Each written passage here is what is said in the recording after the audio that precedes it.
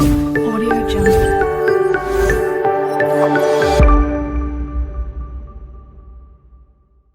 नमस्कार साथियों, मैं अंकित कुमार आपका स्वागत करता हूं हमारे YouTube channel Amazon for you में। दोस्तों, आज हम डिस्कस करने वाले हैं बीपीएच, जिसको कुछ लोग गदूद की बीमारी या बिनाइन प्रोस्टेटिक हाइपरप्लेसिया और हाइपरट्रोफी भी बोलते हैं।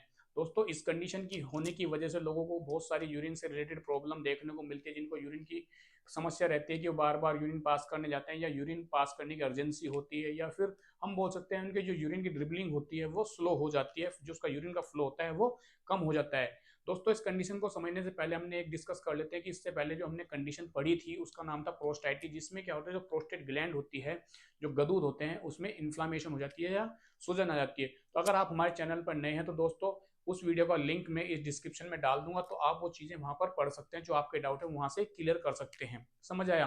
दोस्तों, अगर आप हमारे चैनल पर आज ही जुड़े हैं या नए जुड़े हैं तो हमारे हमारे चैनल को लाइक करें, शेयर करें, सब्सक्राइब करें और इस कंडीशन को एंजॉय करिए और देखिए आपके क्या क्या डाउट है जो इसमें क्लियर हो सकते हैं। अगर आपके और भी डाउट आते हैं तो हमारे चैनल के नीचे कमेंट बॉक्स में आप कमेंट करें और अपने डाउट का आप आंसर पा सकते हैं। तो दोस्तों, आइए स्टार्ट करते हैं नई कंडीशन बीपीएच। दोस्तों, बीपीएच को समझने पहले हमें इसका मतलब समझना जरूरी है। तो बी फोर होता है बिनाइन, और पी फोर हमारा प्रोस्टेट ग्लैंड से रिलेट कर रहा है। दूसरा होता है एच फोर हाइपरट्रोफी, और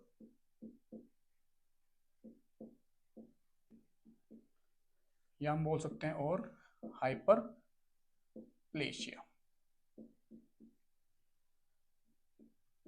ठीक है, अब देखो, बिनाइन का मतलब होता है नॉन कैंसरस।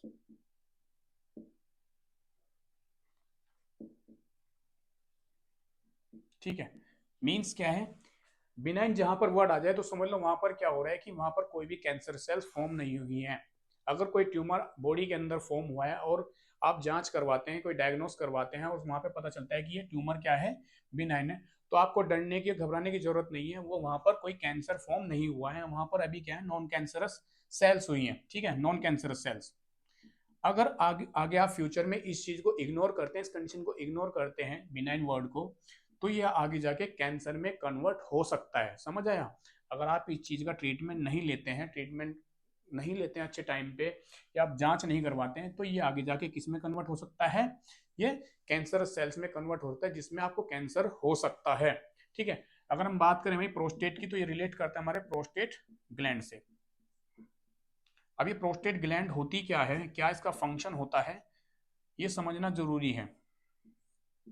ठीक है, अब प्रोस्टेट ग्लैंड क्या हो रहा है, ये प्रोस्टेट ग्लैंड हमारी प्रेजेंट होती है, जो पेशाब की थैली होती है, या जिसको हम बोलते हैं यूरिनरी ब्लेडर, उसके जस्ट नीचे प्रेजेंट होती है। अगर हम इसके एग्जैक्ट लोकेशन की बात करें, एग्जैक्ट लोकेशन की, तो जो रेक्टम एरिया होता है उसके जस्ट सामने प्रेजेंट होती है। समझे? एंटीरियर पार्ट में क्या होती है, प्रेजेंट होती है। अगर इसके हम बेसिक फंक्शन की बात करें, इसके बेसिक फंक्शन, जो स्पम्स होता है मेल के पास, ठीक है, क्योंकि प्रोस्टेट ग्लैंड अगर मेल के पास है तो मेल में ही फंक्शन करेगी, क्योंकि ये फीमेल के अंदर बिल्कुल नहीं होती है। समझ आया? तो इसका जो बेसिक फंक्शन है, ये स्पर्म सेल्स में क्या करती है, सीमेन जो फ्लूइड होता है उसको प्रोड्यूस करती है। समझ आया? सीमेन के अंदर क्या प्रोड्यूस करती है, ये फ्लूइड को प्रोड्यूस करती है, जिसकी वजह से स्पर्म में या सीमेंस में नरिशमेंट बना रहता है, या उसको ये नरिशमेंट प्रोवाइड करती है, जिसकी वजह से क्या होता है दोस्तों, इजैकुलेशन में हेल्प मिलती है। समझ आया? मेल जब क्या करता है, इजैकुलेशन करता है, तो उसमें हेल्प करती है, स्पर्म सेल्स को बाहर निकालने में ये मदद करती है। इतना समझ आया साथियों? अब हम बात करते हैं इसके हाइपरट्रोफी की। तो इसका मतलब होता है increase in the size of cells. मतलब क्या है, सेल का साइज इंक्रीज हो रहा है। अगर बात करें वहीं हाइपरप्लेसिया की, तो इसमें क्या हो रहा है, इसमें सेल्स का नंबर बढ़ रहा है। तो हम लिख सकते हैं इस तरीके से,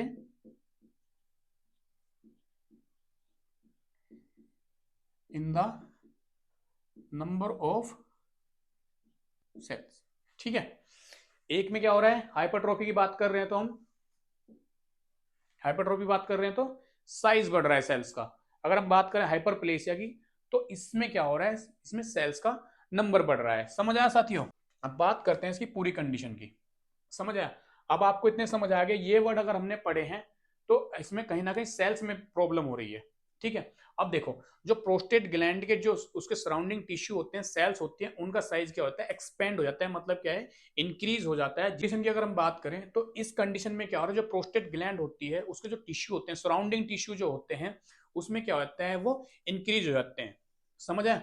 मतलब क्या है कि उनका साइज, उनका आकार बढ़ जाता है। अब बढ़ता कैसे है दोस्तों, जो वहां पर एपिथेलियल सेल्स होती हैं, जो प्रोस्टेटिक स्ट्रोमल सेल्स होती हैं, जो प्रोस्टेटिक स्ट्रोमल सेल्स, दो सेल्स वहां पर प्रेजेंट होती है प्रोस्टेट ग्लैंड के पास,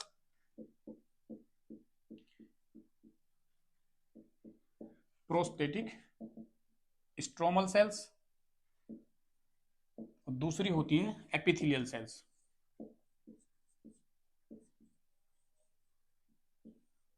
एपिथेलियल सेल्स, समझ आया साथियों? अब इनके साइज में या तो क्या हो रहा है, इनका साइज बढ़ रहा है या फिर इनका नंबर बढ़ रहा है, जिसकी वजह से जो यूरेथ्रा होता है उसके ऊपर प्रेशर आना स्टार्ट हो जाता है। ठीक है, जो यूरेथ्रा होता है, जो हमारी यूरिन पास करने की एक डक्ट होती है, जो नली होती है, पेशाब करने की नली जो होती है, वो उस पर क्या होता है, प्रेशर पड़ना स्टार्ट हो जाता है। मतलब क्या है कि जो उसका नॉर्मल साइज होता है वो नैरो हो जाता है, और नैरो पड़ने की वजह से पेशेंट को यूरिन पास करने में प्रॉब्लम होती है। समझ आया? पेशाब में, पेशाब करते समय दर्द होगा, जिसको हम बोलते हैं पेन ड्यूरिंग यूरिनेशन। दूसरा इसमें आ सकता है कि पेशेंट को क्या जलन हो, पेशेंट को यूरिन पास करते समय जलन हो। ठीक है, दूसरा फ्रीक्वेंसी बढ़ सकती है यूरिन पास करने, बार बार पेशेंट यूरिन पास कर सकता है। एक एक कंडीशन इसमें होती है कि पेशेंट का जो ब्लड है प्रॉपर तरीके से वो खाली नहीं हो पाता, जिसकी वजह से पेशेंट को अर्जेंसी रहती है यूरिन पास करने। वो बाद की बात है, हम सिम्टम्स में पढ़ेंगे। तो सबसे पहले इसके हमें कारण पढ़ने पड़ेंगे, ये कंडीशन हो क्यों रही है। समझ आया कि क्या कारण है? सबको ये पता होता है कि भाई जो प्रोस्टेट ग्लैंड की जो डिसऑर्डर है, जो बीपीएच है या प्रोस्टेटिस की प्रॉब्लम है, वो होती क्यों है ना? सबसे बड़ा तो कारण ये पढ़ना पड़ेगा हमें।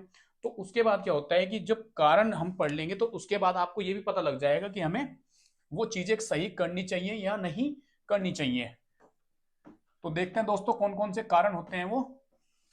सबसे पहले जो इसका कारण रहने वाला है,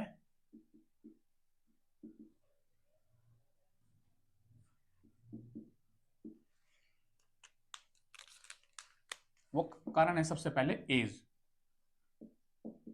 एज फैक्टर। ठीक है, क्योंकि इसका एग्जैक्ट कॉज क्या है, अननोन है। आज तक पता नहीं चला है कि ये प्रोस्टेट की बीमारी होती क्यों है। तो एग्जैक्ट कॉज हम इसका क्या लिख सकते हैं, अननोन। समझ आया?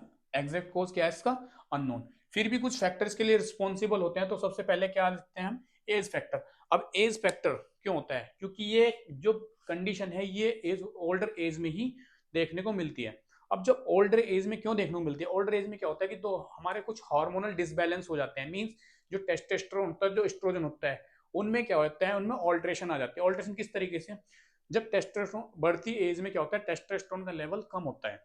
समझ आया? बढ़ती एज में टेस्टोस्टेरोन का लेवल कम होता जाता है, लेकिन जो एस्ट्रोजन का लेवल है वो रिमेन रहता है। समझ आया? अब आपको पता है कि एस्ट्रोजन का काम क्या है, कि सेल्स को न्यूट्रिशन प्रोवाइड करता है, जिसमें क्या करता है, ग्रोथ करते जाता है। तो एस्ट्रोजन रहने की वजह से क्या करती है, जो प्रोस्टेट ग्लैंड है वो बढ़ती जाती है। समझ आया?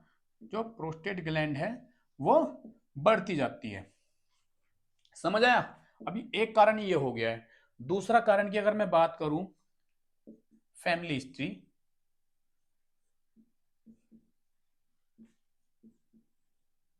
फैमिली हिस्ट्री किस तरीके से होती है, अगर फैमिली में फादर को या किसी उसके भाई को प्रोस्टेट से रिलेटेड कोई कंडीशन है, तो जरूरी हो सकता है कि उसको भी वो कंडीशन आगे जाके हो सके। समझ आया? फैमिली हिस्ट्री में ये होगा। तीसरी अगर हम बात करें, डायबिटीज एक कारण हो सकता है। ठीक है, डायबिटीज। दूसरा एक कार्डियक से रिलेटेड कोई कंडीशन हो, कार्डियक डिसऑर्डर, क्योंकि कार्डियक डिसऑर्डर में सबसे ज्यादा मेडिसिन कौन सी चलती है, बीटा ब्लॉकर। तो उसकी वजह से ये चीजें हो सकती हैं। ठीक है,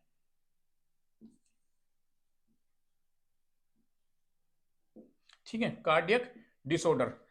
चौथा कारण हो सकता है इसका पेल्विक ट्रॉमा। अगर पेल्विक में कोई इंजरी हुई है, ठीक है, फॉल हुआ है, पेशेंट गिरा है हाइट से, तो एक चीजें हो सकती हैं, ठीक है। आरटीए केस हो सकता है इसमें, ठीक है, आरटीए, या कोई पुरानी कोई सर्जरी हुई है, इसको हम बोलते हैं प्रीवियस सर्जरी। कोई पुराने समय में क्या हुई है, सर्जरी हुई है किसी पेशेंट की, तो एक कारण ये हो सकता है। समझ आया दोस्तों।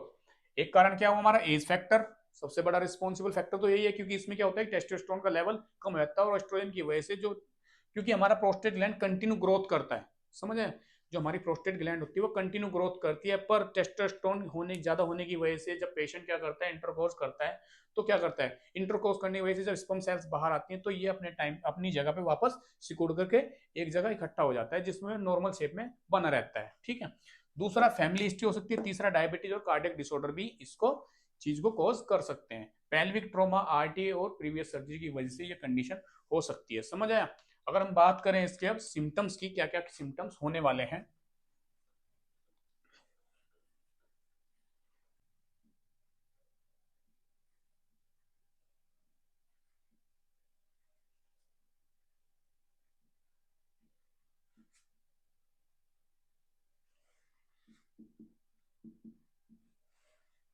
तो इसको हमने दो तरीके से क्या किया, क्लासिफाइड किया है। साइन एंड सिम्टम्स को हमने कैसे क्लासिफाइड किया, दो तरीके से।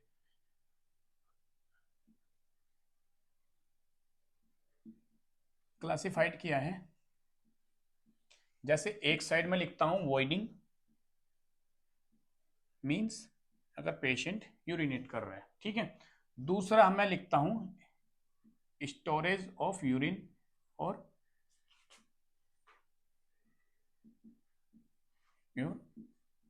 स्टोर, ठीक है। तो सबसे पहले होने वाला है वॉइडिंग के टाइम पे, सबसे पहले पेशेंट को हेजिटेशन होगी, तो हम लिख सकते हैं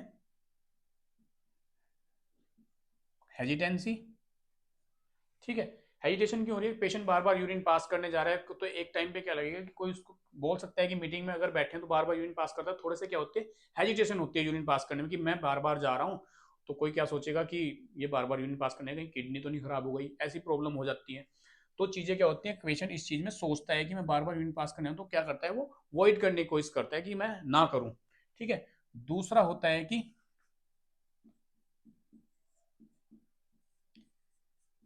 increase frequency of urination,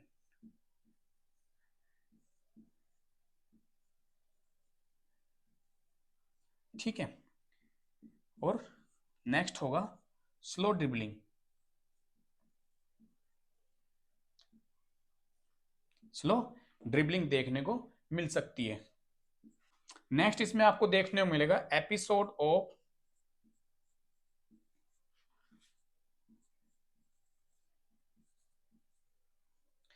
near retention, means patient का जो ब्लैडर है, जो पेशाब की थैली है, वो बार बार जल्दी जल्दी बढ़ती रहेगी। क्यों बढ़ती रहेगी, क्योंकि पेशेंट का जो ब्लैडर है वो प्रॉपर तरीके से खाली नहीं हो रहा है, जिसकी वजह से एपिसोड्स आएंगे नियर रिटेंशन के, ठीक है। तो ये कुछ सिम्टम्स हमें देखने को मिल सकते हैं। दूसरा है पेन ड्यूरिंग यूरिनेशन,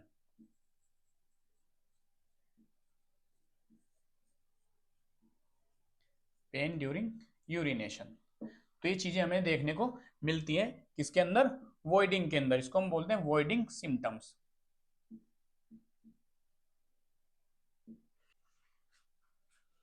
नेक्स्ट हम देखने को मिलते हैं, नेक्स्ट सिम्टम्स हमें देखने को मिलेंगे सबसे पहले कि पेशेंट का जो स्टोरेज है, बार बार पेशेंट को क्या होगा, नॉक्चूरिया देखने को मिल सकता है, ठीक है। दूसरा इसमें नॉक्चुरल फ्रीक्वेंसी देखने को मिलेगी,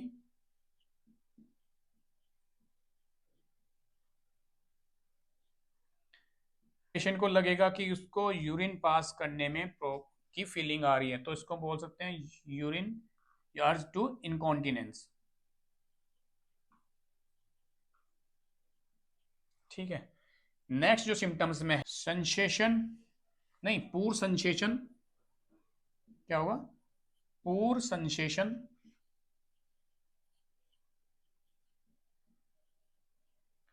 टू एम्प्टी ब्लेडर, मतलब क्या है कि उसका ये उसको पेशेंट को ये नहीं पता लगेगा उसका ब्लेडर प्रॉपर तरीके से खाली हुआ है या प्रॉपर तरीके से भरा हुआ है, तो उसमें कहीं ना कहीं सेंसेशन डिस्टर्ब हो जाएगा पेशेंट का।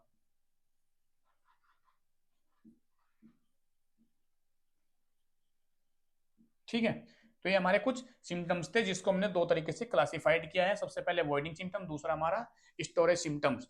तो हमने सबसे पहले ये पढ़ा हेजिटेंसी। इस तरीके के सिम्टम्स हमें देखने को किसमें मिलेंगे, जब पेशेंट क्या करता है ड्यूरिंग यूरिनेशन, मतलब पेशेंट को पेन भी होगा जब बार बार पेशेंट का अगर जो यूरेथ्रा है उसमें प्रेशर पड़ेगा तो प्रॉपर तरीके से पेशेंट का फ्लो नहीं आ पाएगा, तो पूर फ्लो हो सकता है जिसमें हमने लिखा है ड्रिबलिंग, जो स्लो ड्रिबलिंग पेशेंट की हो सकती है। बाद में हमने पढ़ा है स्टोरेज के यूरिन, स्टोरेज सिम्टम्स में तो हमने पेशेंट को नोक्चुरिया नाइट में उसको यूरिन के पास जो बेड वेटिंग की प्रॉब्लम हो सकती है, नोक्चुरल फ्रीक्वेंसी बार बार यूरिन पास करने में नाइट में प्रॉब्लम होती है। दूसरा, पेशेंट को बार बार यूरिन पास करने के लिए अर्जेंसी होगी।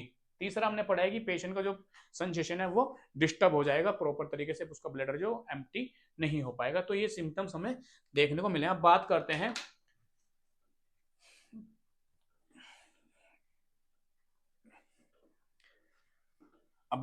हैं हम इसके डायग्नोस को किस तरीके से कर सकते हैं। दोस्तों अब बात करते हैं हम इसके डायग्नोस्टिक इवैल्यूएशन की।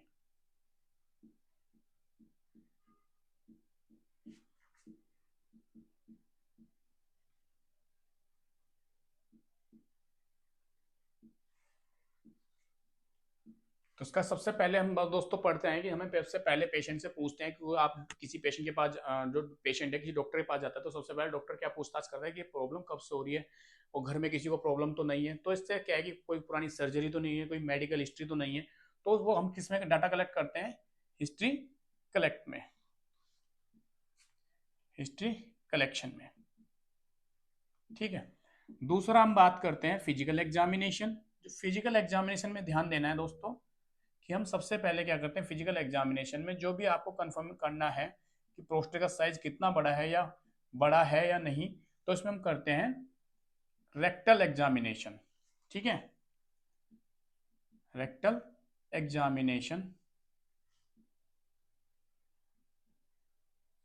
ठीक है, तो इससे आपको पता लग जाएगा रेक्टल एग्जामिनेशन से, क्योंकि रेक्टम के जस्ट कहां पर है, सामने है, कि सामने एंटीरियर पोर्शन पे है। तो एंटीरियर पोर्शन पे जब है, अगर प्रोस्टेट ग्लैंड का साइज बढ़ा है तो कहीं ना कहीं क्या होता है, रेक्टम एरिया पे प्रेशर पड़ता है, जिसकी वजह से आपको ये कंफर्म हो जाएगा रेक्टल एग्जामिनेशन से कि कहीं ना कहीं क्या है, प्रोस्टेट की जो ग्लैंड है उसमें कोई ना कोई वेरिएशन देखने को मिले, या उसमें कोई सूजन है, या फिर उसमें क्या है कि जो उसका साइज है वो इंक्रीज हो गया है। तो इससे किससे कंफर्म होने वाला है, रेक्टल एग्जामिनेशन से।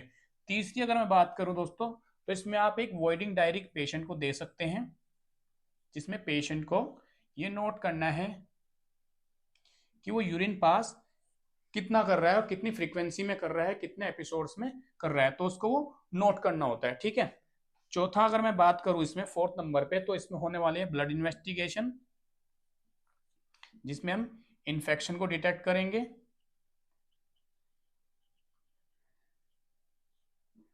फिफ्थ नंबर पे अगर मैं बात करूं दोस्तों, तो इसमें आता है PSA, मतलब क्या है कि प्रोस्टेट सरफेस एंटीजन। ठीक है, इसमें एक PSA टेस्ट करते हैं। ठीक है, जो PSA का नॉर्मल वैल्यू होती है मैं आपको बता देता हूं कितना हमें ब्लड स्ट्रीम में देखने को मिलता है। तो PSA एंटीजन टेस्ट करने के लिए हमें सबसे पहले उसका नॉर्मल वैल्यू पता होना चाहिए कि कितना एज में ये कितना होता है। जो PSA की नॉर्मल वैल्यू होती है साथियों,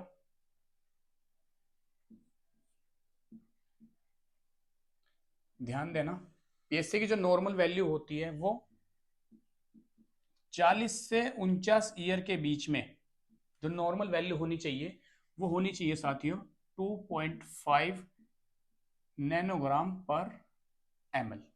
ठीक है, ये होती है नॉर्मल वैल्यू। अगर इस एज के बीच में ये वैल्यू बढ़ती है तो कहीं ना कहीं क्या कर रहा है, वो बिनाइन प्रोस्टेटिक हाइपरप्लेसिया को डिटेक्ट कर रहा है। हो सकता है कि पेशेंट को जो प्रोस्टेट से रिलेटेड कैंसर की प्रॉब्लम भी हो सकती है। समझ आया। दूसरा अगर मैं बात करूं नेक्स्ट एज ग्रुप के बारे में, तो होने वाली है 50 से 59, 50 to 59। तो वो एज रहने वाली है, तो वैल्यू रहने वाली है 3.5 नैनोग्राम पर ml, मतलब 3.5 नैनोग्राम पर ml। अगर हम आगे एज ग्रुप की बात करें तो 60 से 69 ईयर्स ऑफ एज, 60 to 69, तो ये वैल्यू रहने वाली है 4.5 नैनोग्राम पर ml। समझ आया? इससे ऊपर भी अगर हम बात करें दोस्तों, अगर 70 की एज में कोई पेशेंट जाता है तो 70 से लेके 79 तक दोस्तों ये वैल्यू बढ़ जाती है। कितना बढ़ जाती है? 6.5 नैनोग्राम पर ml। यहां तक अगर कोई वैल्यू है इस एज ग्रुप में, ये पीएसए एंटीजन की, ठीक है, पीएसए एंटीजन की अगर ब्लड के अंदर ये वैल्यू है तो क्या है, ये कंडीशन अभी नॉर्मल चल रही है, मतलब पेशेंट को बिनाइन प्रोस्टेट हाइपोप्लेसिया और हाइपरट्रोफी या प्रोस्टेट से रिलेटेड कैंसर की प्रॉब्लम नहीं है। समझ आया? ये वैल्यू आपको नोट कर लेनी चाहिए, एग्जाम में बार बार पूछी जाती है कि प्रोस्टेट की इतने एज ग्रुप में कितनी वैल्यू होती है। जो नॉर्मल वैल्यू होती है मैंने आपके सामने लिख दी है, सामने में साइड स्क्रीन चला दूंगा, वहां से आप ये नोट्स अपने डेली बेस के लिए बना सकते हैं, क्योंकि आजकल एग्जाम इतने आ रहे हैं कि डीएसएसबी, आरआरबी, ईएसआईसी और अब नॉर्सेट एम्स आ गया है, तो इस तरह के क्वेश्चन पे वो ज्यादा ध्यान देते हैं कि नॉर्मल वैल्यू कितनी होती है। तो आपको ये नोट कर लेना बहुत जरूरी है, क्योंकि आपके आगे काम आने वाला है। दोस्तों आगे हम बात करें इसके नेक्स्ट डायग्नोस की, तो डायग्नोस्टिक फाइंडिंग नेक्स्ट होने वाली है अल्ट्रासाउंड,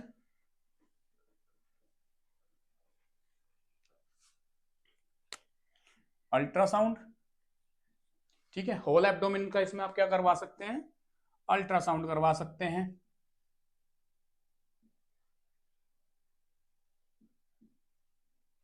ठीक है। नेक्स्ट इसमें आप सीटी स्कैन और एमआरआई करवा सकते हैं, किसको डिटेक्ट करवाने के लिए? कोई कैंसर सेल्स तो नहीं बनी है, ठीक है। इस तरीके से आप ये चीजें करवा सकते हैं। बाद में आप एक इसका पेशेंट का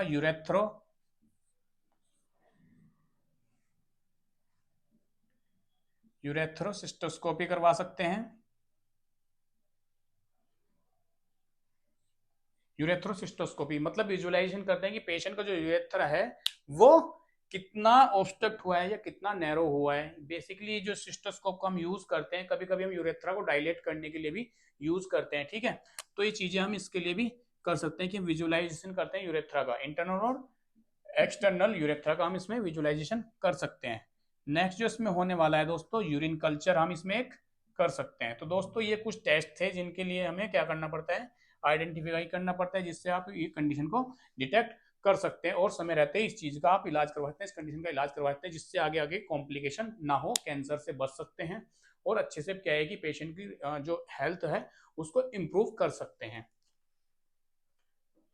अब बात करते हैं दोस्तों मैनेजमेंट की, ट्रीटमेंट की। कौन कौन सी मेडिकेशन है जो डॉक्टर प्रिस्क्राइब करते हैं, यूरोलॉजिस्ट प्रिस्क्राइब करते हैं, और कौन कौन सी हमारी जो बुक होती है वो मेंशन करती है कौन कौन सी पेशेंट को प्रोस्टेट ग्लैंड के देना चाहिए, जिससे क्या है जो प्रोस्टेट ग्लैंड के डिसऑर्डर होते हैं वो कौन कौन सी मेडिकेशन होती है। तो सबसे पहले मैं दोस्तों मेडिकेशन का नाम लिखना चाहूंगा।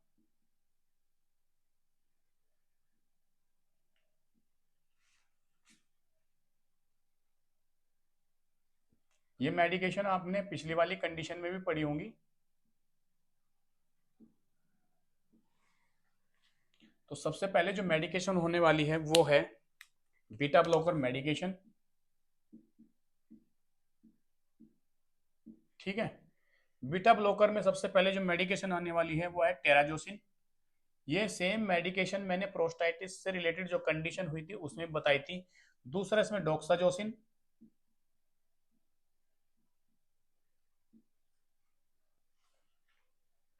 टैमसुलोसिन,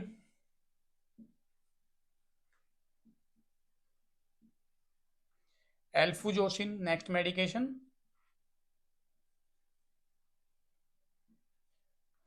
और लास्ट मेडिकेशन है इसमें सिलोडोसिन।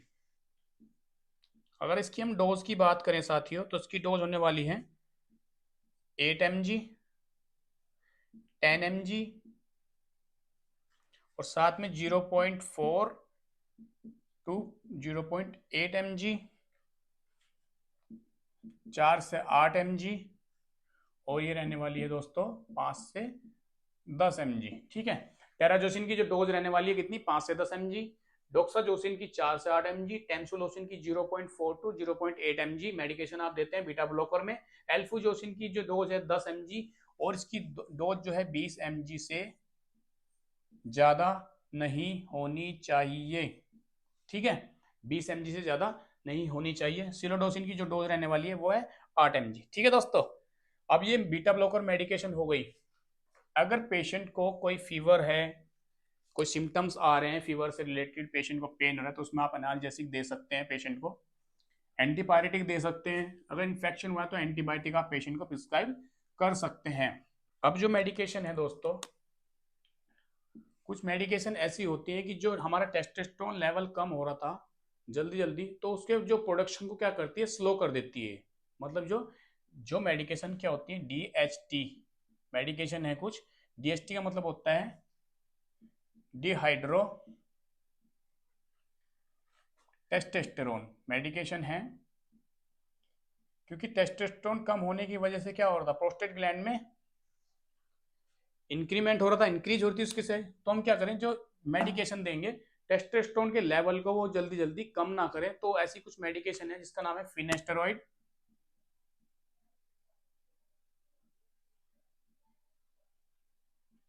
दूसरी मेडिकेशन इसके नाम होता है दोस्तों, प्रोस्कर के नाम से मेडिकेशन आती है, प्रोस्कर।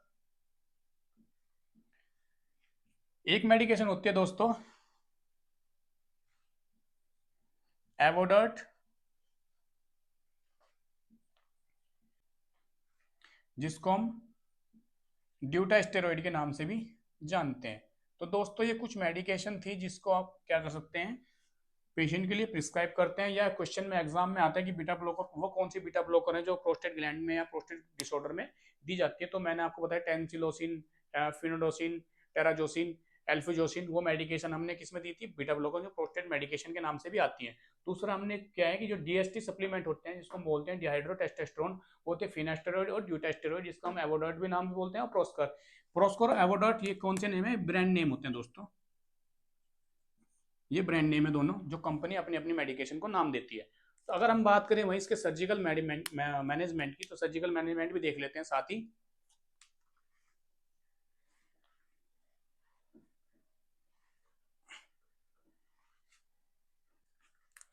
Surgical management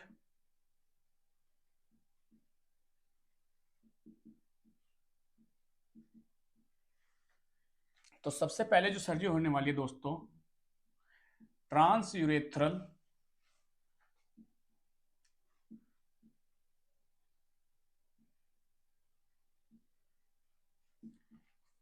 resection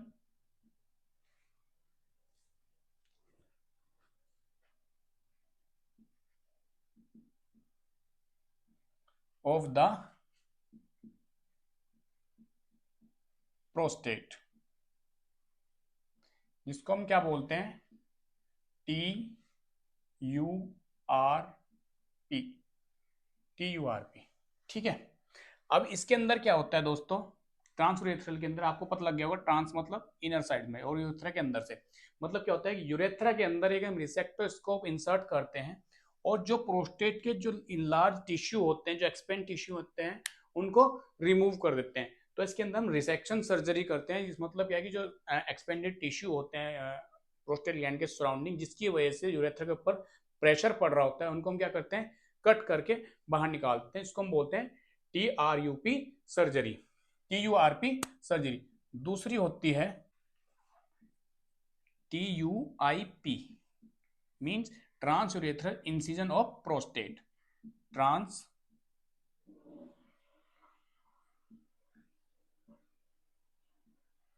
urethral incision of prostate. ठीक है, ट्रांसयूरेथ्रल इंसिजन ऑफ प्रोस्टेट। अब इसमें क्या करता है, जो यूरोलॉजिस्ट सर्जन होते हैं वो क्या करते हैं, इसमें भी यूरेथ्रा के थ्रू एक रिसेक्टो स्कोप डालते हैं। उसी में क्या करते हैं, जहां पर ब्लैडर की नेक होती है और हमारा यूरेथ्रा मर्ज हो रहा होता है, मिल रहा होता है या मीट कर रहा होता है, जहां पर हमारा पिन पॉइंट होता है, इंटरनल जो यूरेथ्रा होता है उसको हम क्या करते हैं, वहां पर एक इंसिजन डालते हैं। इंसिजन डालने के बाद क्या होगा, जो पेशेंट का यूरिन का फ्लो है उसको इंक्रीज करते हैं, जिससे पेशेंट को तुरंत क्या मिल जाता है, रिलीफ मिलता है। ठीक है, मतलब क्या कर रहे हैं, जहां पे प्रेशर पड़ा हुआ है ब्लैडर प्रोस्टेट ग्लैंड का, जो प्रोस्टाइटिस की प्रॉब्लम या बीपीएस की प्रॉब्लम हो रही है, यूरेथ्रा के ऊपर जो प्रेशर पड़ा हुआ है, वहां पर हम क्या कर रहे हैं, एक इंसिजन डालते हैं और जो प्रेशर को रिलीज कर देते हैं, जिसकी वजह से क्या होता है, यूरिन का जो फ्लो है वो निकल जाता है और यूरिन का फ्लो बढ़ जाता है और पेशेंट को उसमें रिलीफ मिल जाता है। तो नेक्स्ट थर्ड सर्जरी की अगर हम बात करें, ट्रांसयूरेथ्रल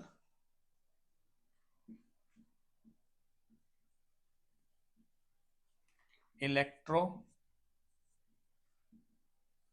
वेपोराइजेशन।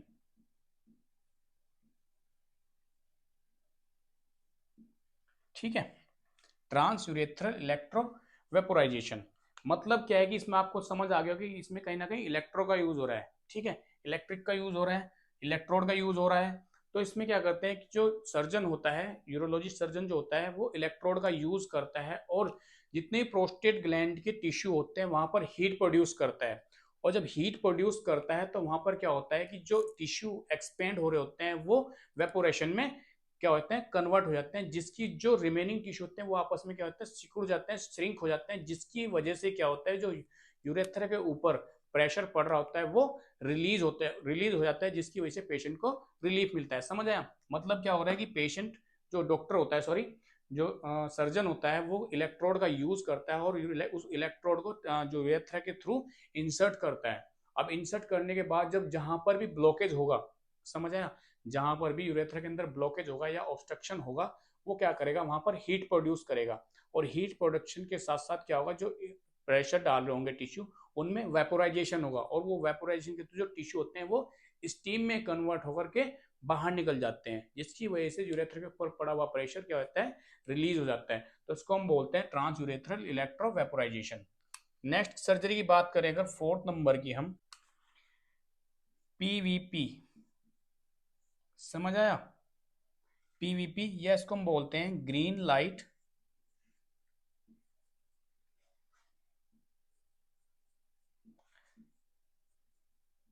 Laser treatment. समझ आया, ग्रीन लाइट लेजर ट्रीटमेंट। और पीवी का मतलब क्या होता है, P for photoselective, P for photoselective, V for क्या होता है, वेपोराइजेशन, और पी का मतलब होता है ऑफ द प्रोस्टेट। अब इसके अंदर क्या करता है, जो सर्जन होता है वो स्पेशल लेजर का यूज करता है, जिसकी वजह से क्या होता है, जो प्रोस्टेट ग्लैंड में वो लेजर को डालता है या उसके ऊपर उसका कनेक्शन करवाता है, कॉन्टेक्ट करवाता है, जो जो एक्सपेंड टिश्यू होते हैं प्रोस्टेट ग्लैंड के, वो क्या होते हैं, किसमें कन्वर्ट हो जाते हैं, वो भी किस में कन्वर्ट होते हैं, वो वेपोराइजेशन में कन्वर्ट होते हैं और स्टीम के साथ साथ क्या होते हैं, वो बर्न हो जाते हैं। और बर्न होने के साथ साथ जो वहां पर हेल्दी टिश्यू होते हैं वो श्रिंक हो जाते हैं, और श्रिंक होने के साथ साथ जो यूरेथ्रा पे प्रेशर पड़ रहा होता है वो क्या होता है, रिलीज हो जाता है। ठीक है दोस्तों, तो इसमें हम क्या यूज कर रहे हैं, ग्रीन लाइट लेजर, मतलब यहाँ पे नाम में ही समझ आ रहा है कि इसमें हम कहीं ना कहीं लेजर का यूज कर रहे हैं। जो स्पेशल लेजर है वो सर्जन यूज करता है और जो टिश्यू होता है उनको कन्वर्ट करता है किसके अंदर, स्टीम के अंदर। और स्टीम में जब कन्वर्ट होता है तो उसका वेपोराइजेशन के थ्रू, भाप के थ्रू बाहर निकल जाते हैं, और जो हेल्दी टिश्यू होते हैं वो आपस में क्या होता है, प्रेशर को रिलीज करके यूरेथ्रा को रिलीव कर देते हैं। ठीक है, नेक्स्ट सर्जरी होने वाली है साथियों इसमें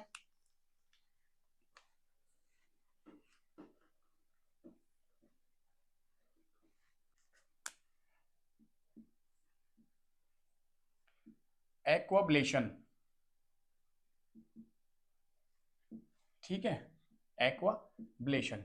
अब इसके अंदर सर्जन क्या करता है, इसमें हमारे यूरेथ्रा के थ्रू एक हाई प्रेशर जेट के थ्रू क्या करता है, एक हाई प्रेशर जेट का यूज करता है, और तो उसमें वाटर का फोर्स लगाता है।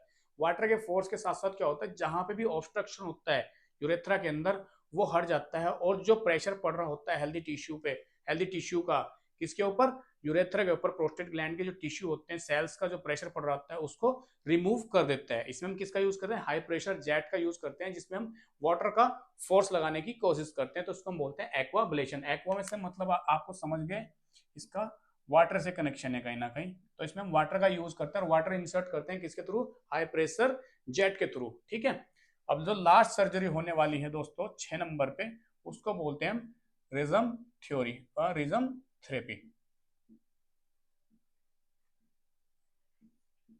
रेजन थ्री का जो रेजन थेरेपी होती है, इसके अंदर क्या करता है, इंस्ट्रूमेंट इंसर्ट करते हैं प्रोस्टेट ग्लैंड के अंदर। जो सर्जन होते हैं वो प्रोस्टेट ग्लैंड के अंदर एक इंस्ट्रूमेंट इंसर्ट करते हैं यूरेथ्रा के थ्रू, और वहां पर क्या करते हैं, एक निडल डालते हैं। निडल के साथ साथ क्या करते हैं, वहां पर वो एक जो लेजर होती है उसको इंसर्ट कर देते हैं, मतलब कि लेजर डालते हैं, जिसकी वजह से जो हमारी बिल्कुल लेजर थेरेपी की तरह ही है ये भी। इसमें क्या होता है कि जो हेल्दी टिश्यू होते हैं उनको उनमें इंसिजन डाल के क्या करते हैं, उनमें वेपोराइजेशन कराते हैं।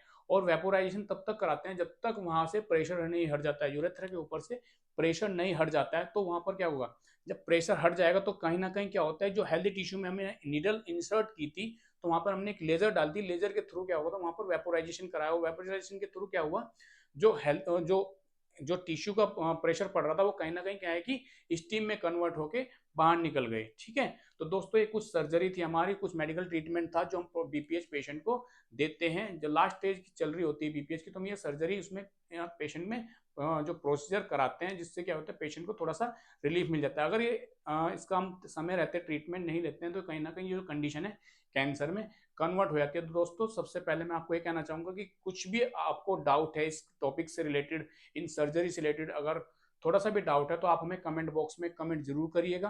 अगर आप हमारे चैनल पर नए हैं तो प्लीज इसको लाइक करें, शेयर करें, सब्सक्राइब करें। दोस्तों मैं चाहता हूँ आपके जितने भी डाउट हो वो मेरे थ्रू बिल्कुल एग्जैक्ट ठीक हो जाएं, और आपका जो भी डाउट है, जो भी आपके क्वेश्चन से रिलेटेड हैं, जो भी एमसीक्यू से रिलेटेड हैं, कुछ थ्योरी से रिलेटेड हैं, कुछ मैनेजमेंट में अगर कोई आपको डाउट हो रहा है तो हमें जरूर कमेंट करके बताएं। थैंक यू दोस्तों।